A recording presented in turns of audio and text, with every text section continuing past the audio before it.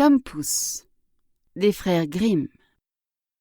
Un pauvre laboureur, assis un soir au coin de son feu, dit à sa femme, qui filait à côté de lui: « Quel grand chagrin pour nous de ne pas avoir d'enfants.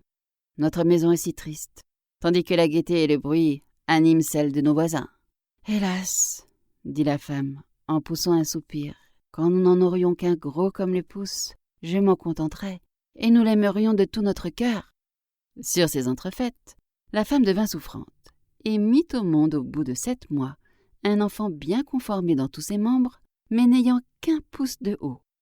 Ils dirent: « Il est tel que nous l'avons souhaité, et nous ne l'en aimerons pas moins de tout notre cœur. » Ils l'appelèrent Tom Pouce, à cause de sa taille. Ils ne le laissaient manquer de rien. Cependant, l'enfant ne grandit pas, et conserva toujours sa petite taille. Il avait les yeux vifs, la physionomie intelligente, et se montra bientôt avisé et adroit, de sorte que tout ce qu'il entreprit lui réussit. Le paysan s'apprêtait un jour à aller abattre du bois dans la forêt, et il se disait à lui-même: « Ah, si j'avais quelqu'un qui voulût conduire ma charrette !»« Père, » s'écria Tom Pouce, « je la conduirai bien. Vous pouvez vous reposer sur moi. Elle arrivera dans le bois à temps. » L'homme se mit à rire. « Comment cela est-il possible ?» dit-il. « Tu es beaucoup trop petit pour conduire le cheval par la bride. »« Ça ne fait rien. Si maman veut atteler, je m'installerai dans l'oreille du cheval et je lui crierai où il faudra qu'il aille. »« Eh bien, » dit le père, « nous allons essayer. » La mère attela et installa Tom Pouce dans l'oreille du cheval. Le petit homme lui cria le chemin qu'il fallait prendre. « Udia! Udia !» Et le cheval marcha ainsi, comme s'il eût été guidé par un véritable charretier. La charrette arriva dans le bois par la bonne route. Au moment où la voiture tournait au coin d'une haie, tandis que le petit criait « Dia! Dia !» 2 étrangers vinrent à passer. « Voilà !» s'écria l'un d'eux, « une charrette qui marche sans que l'on voie le charretier, et cependant on entend sa voix. »« C'est étrange, en effet, » dit l'autre. « Suivons-la, et voyons où elle s'arrêtera. » Elle poursuivit sa route, et s'arrêta juste à l'endroit où se trouvait le bois abattu. Quand Tom Pouce aperçut son père, il lui cria: « Vois-tu, père, me voilà avec la voiture. Maintenant, viens me faire descendre. » Le père saisit la bride du cheval de la main gauche et, de la main droite, retira de l'oreille son fils et le déposa à terre. Celui-ci s'assit joyeusement sur un fétu. En voyant Tom Pouce, les 2 étrangers ne surent que dire, dans leur étonnement. L'un d'eux prit l'autre à part et lui dit: « Écoute, ce petit être ferait notre fortune si nous l'exhibions pour de l'argent dans une grande ville. Achetons-le. » Ils s'adressèrent au paysan et lui dirent: « Vendez-nous ce petit bonhomme, nous en aurons bien soin. »« Non, » répond le père, « c'est mon enfant, et il n'est pas à vendre, pour tout l'or du monde. » Cependant, en entendant cette proposition, Tom Pouce avait grimpé le long des plis des vêtements de son père. Il se posa sur son épaule, et de là, lui souffla dans l'oreille: « Livrez-moi toujours, père, je saurai bien revenir. » Son père le donna donc aux 2 hommes, pour une belle pièce d'or. « Où veux-tu te mettre ?» lui demandèrent-ils. « Posez-moi sur le bord de votre chapeau. Je pourrai m'y promener et voir le paysage. Je ne tomberai pas. » Ils firent comme il le demanda, et quand Tom Pouce eut fait ses adieux à son père, ils l'emmenèrent avec eux. Ils marchèrent ainsi jusqu'au soir. À ce moment, le petit homme leur dit: « Posez-moi un peu par terre. J'ai besoin de descendre. » L'homme ôta son chapeau et en retira Tom Pouce, qu'il déposa dans un champ près de la route. Aussitôt, il s'enfuit parmi les mottes de terre, puis il se glissa dans un trou de souris qu'il avait cherché exprès. « Bonsoir, mes amis, rentrez sans moi !» leur cria-t-il d'un ton moqueur. Ils voulurent le rattraper et fourragèrent avec des baguettes le trou de souris. Peine perdue, Tom Pouce s'y enfonça toujours plus avant, et comme la nuit était venue tout à fait, ils durent rentrer chez eux en colère et les mains vides. Quand ils furent partis, Tom Pouce sortit de sa cachette souterraine. Il est dangereux de s'aventurer de nuit dans les champs. On a vite fait de se casser une jambe. Il rencontra par bonheur une coque vide d'escargots. « Je pourrais passer la nuit ici en sûreté. » Et il s'y installa. Sur le point de s'endormir, il entendit passer 2 hommes, dont l'un dit: « Comment s'y prendre pour dérober son or et son argent à ce Richard de Curé? Je vais vous le dire. interrompit Tom Pouce. « Que veut dire ceci » s'écria l'un des voleurs effrayés. « J'ai entendu quelqu'un parler. » Ils s'arrêtèrent et prêtèrent l'oreille. Tom Pouce répéta. « Emmenez-moi, je vous aiderai. »« Mais où es-tu ?»« Cherchez, par terre, » répondit-il. « Du côté d'où vient la voix. » Les voleurs finirent par le trouver. « Comment peux-tu avoir la prétention de nous être utile, petit drôle ?» lui demandèrent-ils. « Je me glisserai à travers les barreaux dans la fenêtre du curé, et vous passerez tout ce que vous voudrez. »« C'est bien, » répondirent-ils. « Nous allons voir ce que tu sais faire. » Quand ils furent arrivés au presbytère, Tom Pouce se coula dans la chambre du curé. Puis il se mit à crier de toutes ses forces. « Voulez-vous tout ce qu'il y a ici ?»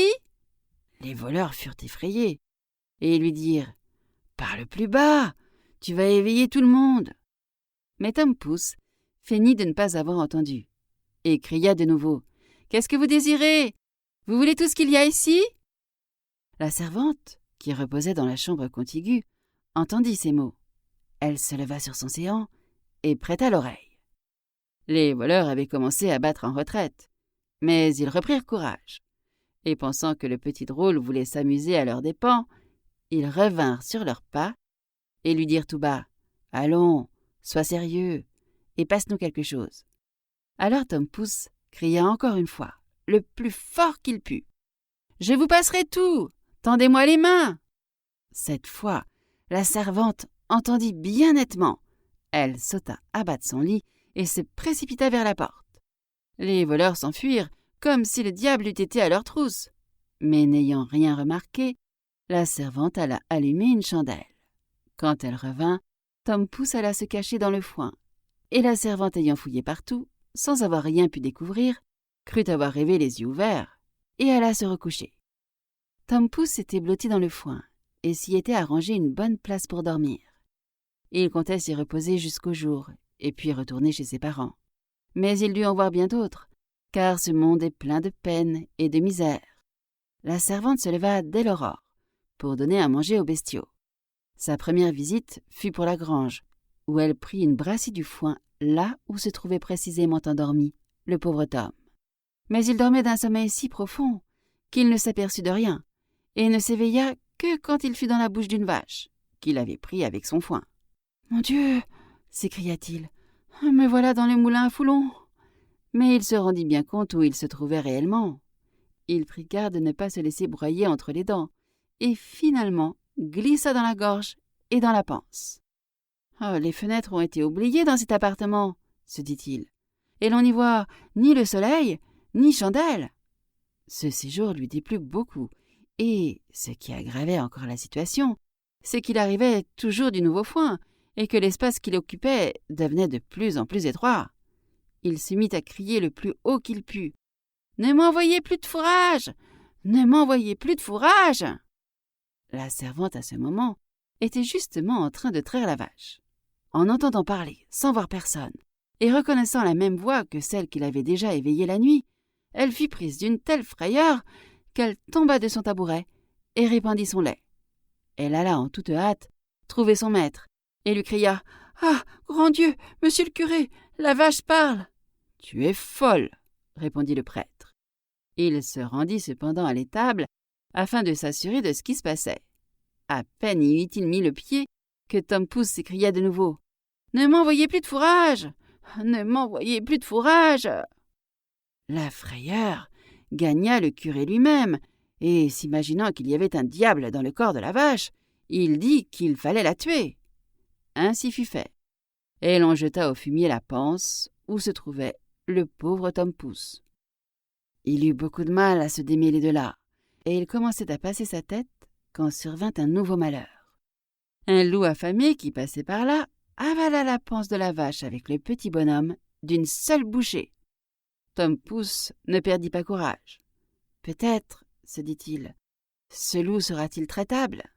Et de son ventre, où il était enfermé, il lui cria « Cher loup, je vais t'indiquer un bon repas à faire. »« Et où cela ?»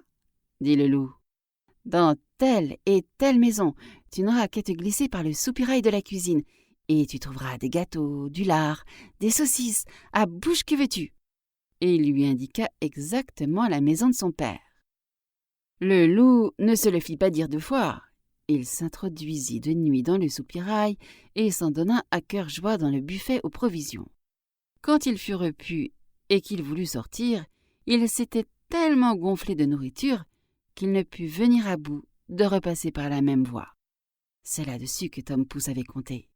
Aussi commença-t-il à faire dans le ventre du loup un vacarme effroyable, hurlant et gambadant tant qu'il put. « Veux-tu te tenir en repos ?» dit le loup. « Tu vas éveiller le monde. »« Et quoi ?» répondit le petit homme. « Tu t'es régalé, je vais m'amuser aussi, moi. » Et il recommença son tapage. Il finit par réveiller son père et sa mère, qui se mirent à regarder dans la cuisine par la serrure. Quand ils virent le loup, ils coururent s'armer, l'homme d'une hache, la femme d'une faux. « Reste derrière !» dit l'homme à la femme au moment d'entrer. « Je vais lui asséner un coup avec ma hache, et s'il n'en meurt pas d'un coup, tu lui couperas le ventre. » Tom Pouce, qui entendit la voix de son père, lui cria « Cher père, c'est moi, je suis dans le ventre du loup. »« Oh, notre cher enfant nous est rendu !» s'écria le père plein de joie. Et il ordonna à sa femme de mettre la faux de côté afin de ne pas blesser Tom Pouce. Puis il leva sa hache et en porta au loup un coup qui l'étendit mort. Il lui ouvrit ensuite le ventre avec des ciseaux et un couteau et en tira le petit homme. « Ah !» dit le père, « que nous avons été inquiets sur ton sort. »« Oui, père, j'ai beaucoup couru le monde. Heureusement que j'ai pu enfin reprendre l'air frais. »« Où as-tu donc été ?»« Ah, père, j'ai été dans un trou de souris, dans la panse d'une vache et dans le ventre d'un loup. Mais maintenant, je veux rester avec vous. »« Nous ne te vendrons plus pour tout l'or du monde, » dirent les parents en l'embrassant et le serrant contre leur cœur. Ils lui donnèrent à manger et à boire et lui firent confectionner d'autres vêtements, car les...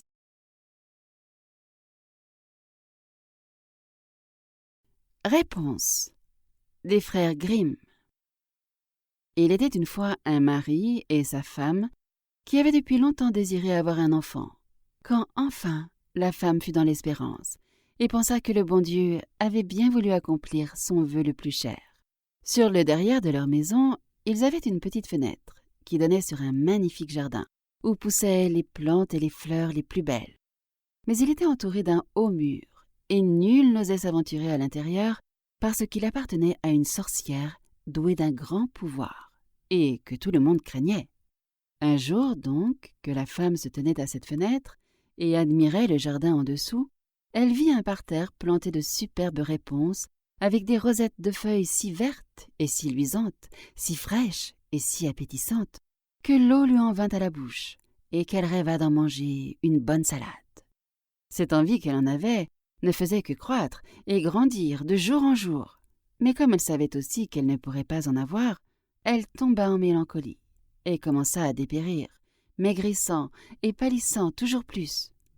En la voyant si bas, son mari s'inquiéta et lui demanda « Mais que t'arrive-t-il donc, ma chère femme ?»« Ah !» lui répondit-elle, « je vais mourir si je ne peux pas manger des réponses du jardin de derrière chez nous. » Le mari aimait fort sa femme. Nous espérons que vous avez apprécié cet aperçu. Pour continuer à écouter ce livre audio sur Google Play Livres, utilisez le lien dans la description de la vidéo.